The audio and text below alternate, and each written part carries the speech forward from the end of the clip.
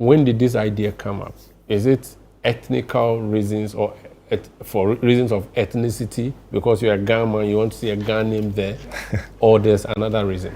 Well, I think first of all, in my speech, I actually preferred Dr. Kwame Nkrumah. And as a Ghana, Nkrumah is not Ghana. Okay. So just to correct that. He was MP in Ghana, so which naturally and clearly associates him. Very unique. Of course. We accept everybody. Accommodated. Yeah. Okay. Yeah. So of course, it's been incubating for a while. I think as of last year, I'd even visited the home of Dr. Nkrumah in January last year.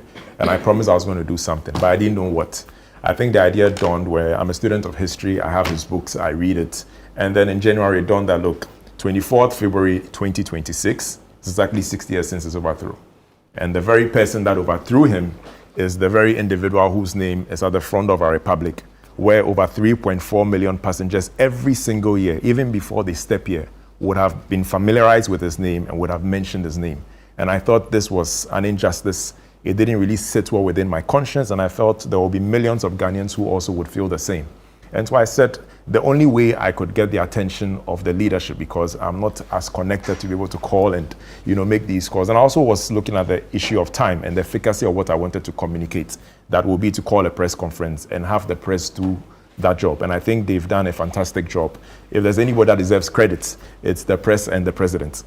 So that's the spirit. So you sent a petition to who? Asking specifically for what? So the beauty of it is that I would now label my address as the Grand Petition, because within 2 weeks of actually making that press conference, the president took a decision.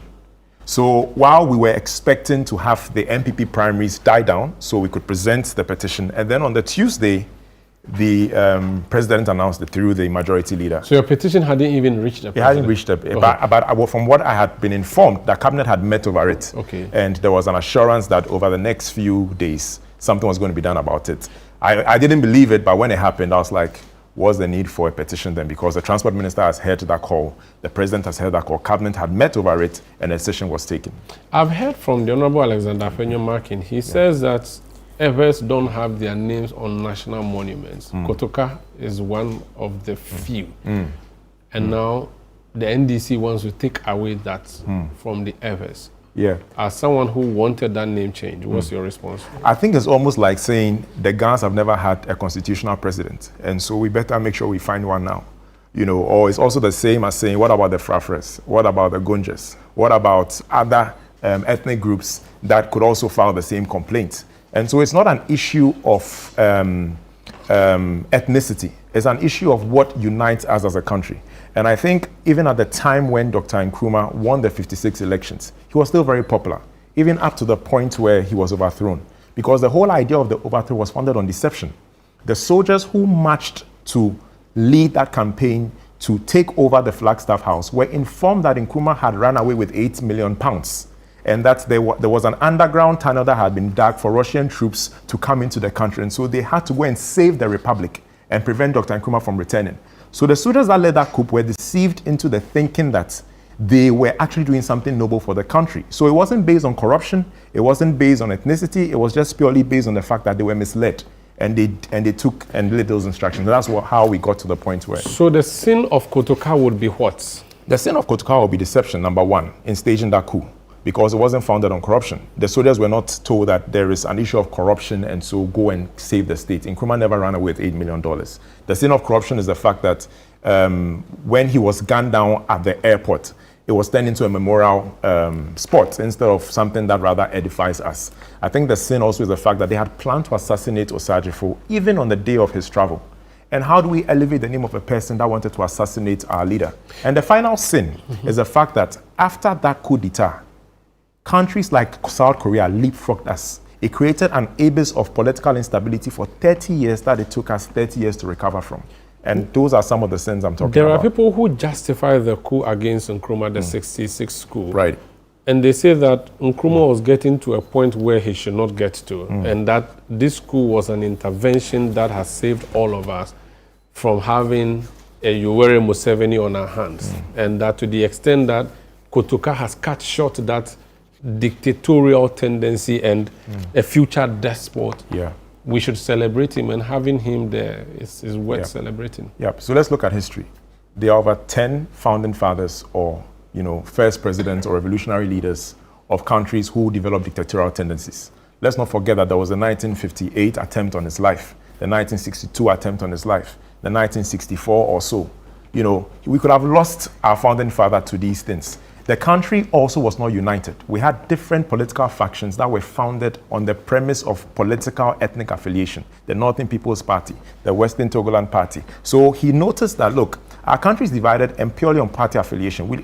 And he realized that, look, how do we come to unite the country under one state where we have one identity? So the idea of dictatorial tendencies was not born out of the fact that he had a thirst for power, but he had given an opportunity for democracy to thrive. One-party states? A one-party state. And PDA, all these are sins. Of course, and I'm saying that how does one get to the point of paranoia when your life has been attempted at 3 times? You can't trust people, even within your party. There were rumors that the CIA was trying to overthrow him. So that level of paranoia influenced that decision to bring the country under one state. And that's why I think that his dictatorial tendencies, as we call it, was not any different from Jomo Kenyatta, wasn't different from Modibo Keita, wasn't different from Sekou Toure. All these founding fathers had developed dictatorial tendencies. Even Julius Caesar had developed dictatorial tendencies, of which Brutus justified the overthrow or the coup d'etat. But nobody elevates the name Brutus today. I don't even think there's any parent that names their child Brutus or Judas or Hitler. And so that's the argument in which we cannot use as an excuse for elevating Kotoka above Dr. Nkrumah. And even if that is the case, I don't mind if Kotoka has a barrack named after him.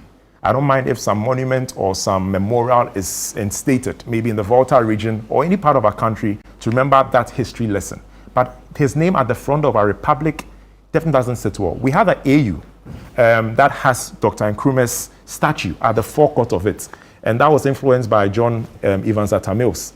Imagine AU leaders coming for an AU summit, and then they arrive in Ghana, and the first name they see is not the name of the one who sits at the forecourt of the AU, but the name of the one that overthrew him.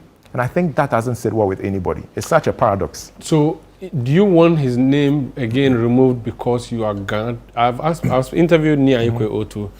He says he would love for a Ghan name to be put there, or a Ghan icon to be put there. What's your counter? Do you want a Ghan person put there? I think I heard the Transport Minister very well in terms of the reasons or the strategic reason why it is being named Accra International Airport. Let's not forget it was a military field, an airfield. And then Dr. Nkrumah secured funding and then redeveloped it into the Accra International Airport. And it was, at the time, I'm sure, had been done in consultation with the Greater Accra Regional House of Chiefs. Even Buzia in the minority, there is no record that they opposed it.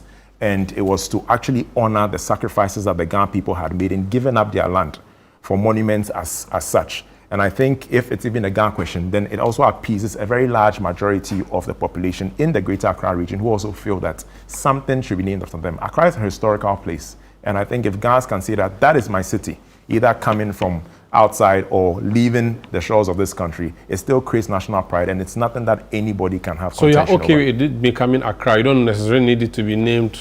Yeah, because the Odarteifio Airport or something. Okay. I'm okay with Accra because it unifies the Ghan state even into that thinking. New Odarteifio may come from La, he may come from Teshi, and then the arguments as to why isn't it named after somebody from Gbese or Sempe. So I think it's fine that it's Accra International Airport. Maybe Ghana International Airport would have been better, or even down the Dangbe people will fight. Okay. I mean, if you have a Ghan person who doesn't speak English at all he knows is Ghan. So he'll be saying, me ya Ghan. Me ya Ghan. Me ya Ghan International Airport. So it's fine.